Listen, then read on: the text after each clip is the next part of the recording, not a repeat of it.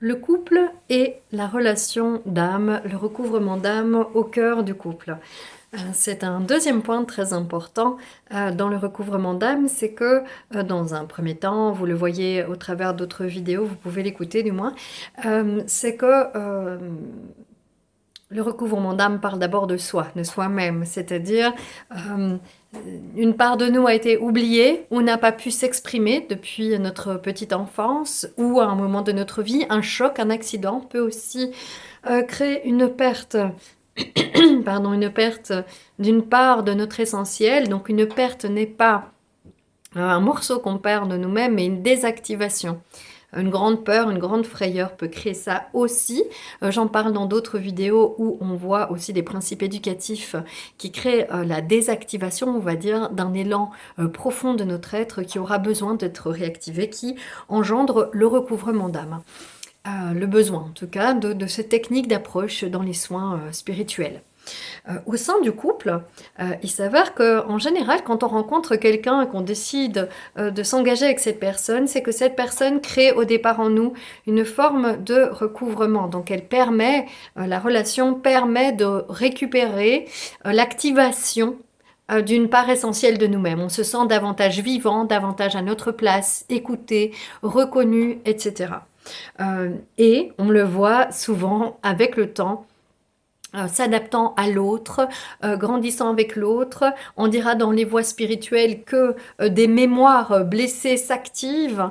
L'autre n'active pas que notre âme, il active aussi ce qu'anciennement on appelle le karma, c'est-à-dire des mémoires profondes, par exemple des mémoires qui pourraient être de trahison, des mémoires qui pourraient être d'humiliation même parfois, hein, d'accord, donc quand ça ne va pas du tout.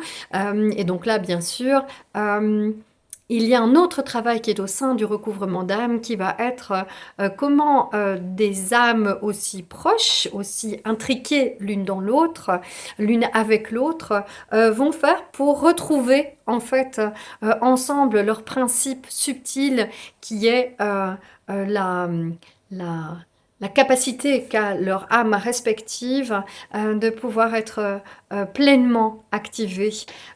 Et donc, le recouvrement d'âme au sein du couple est toujours un recouvrement d'abord personnel, mais qui demandera alors la reconnaissance de l'autre. En d'autres termes, cette part de toi qui n'était pas active, je l'aime.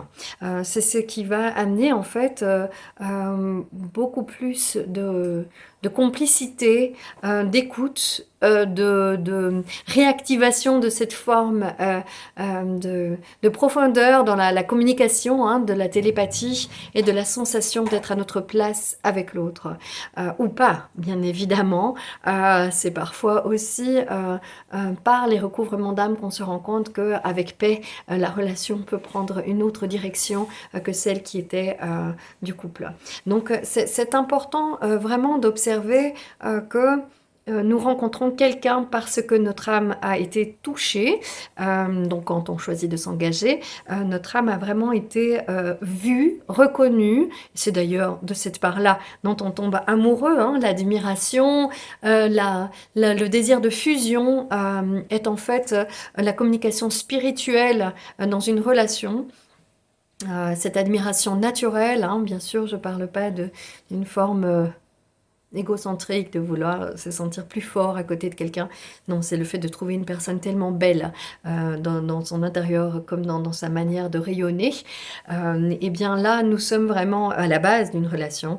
Et donc, le recouvrement d'âme permet d'aller soigner comment on ne supporte pas ou comment on est inconfortable à côté de l'autre, mais sans avoir une explication vraiment concrète. On pourrait utiliser, vous savez, des raisons apparentes, mais en fait, elles ne suffisent pas.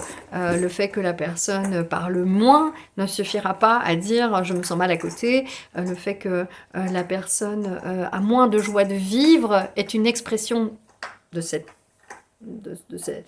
inconfort, mais ne peut pas dire, on ne peut pas dire que c'est uniquement à cause de ça. Donc on plonge beaucoup plus profondément. Et c'est à ça que sert une retraite de couple dans le recouvrement d'âme. Voilà, je vous souhaite une belle journée.